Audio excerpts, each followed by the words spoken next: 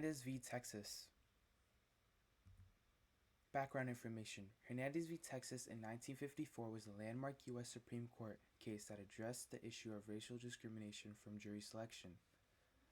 The case involved Pete Hernandez, a Mexican agriculture worker who was convicted of murder by an all-white jury in Jackson County, Texas. Hernandez argued that the systematic exclusion of Mexican Americans from jury service in his county invalidated his Equal Protection Clause of the 14th Amendment. Hernandez was convicted of murder. The jury was all white, which made Hernandez state there was a systematic exclusion of individuals of Mexican descent from the jury service. This verdict underscored the prevailing racial bias and discriminatory practice presented in the judicial system, meaning that it highlighted the racist acts that goes on in the system.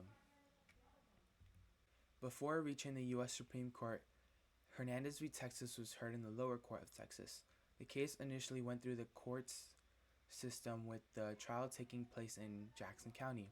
The lower court upheld Pete Hernandez's conviction, and it was only after the decision that the case was appealed to the U.S. Supreme Court.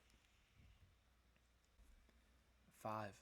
Petitioner, which is Hernandez, he argued that anyone with a Mexican descent wasn't allowed in jury service because they were being excluded.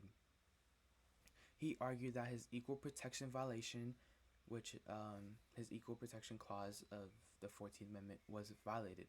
And respondent argued that there was no constitutional violation and the local discretion in jury selection, meaning that the methods they used to find the people, the jury, were perfectly fine and there was no bias or any excluding going on, and no evidence of discriminatory intent.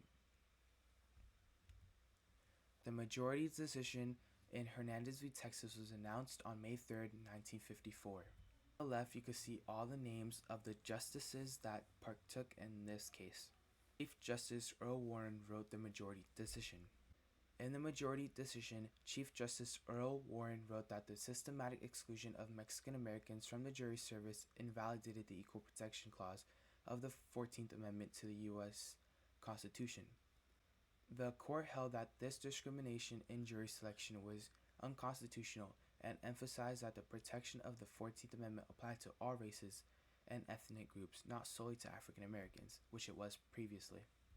This case is still important today because now equal protection applies to everyone. Everyone has the right to be protected under the 14th Amendment.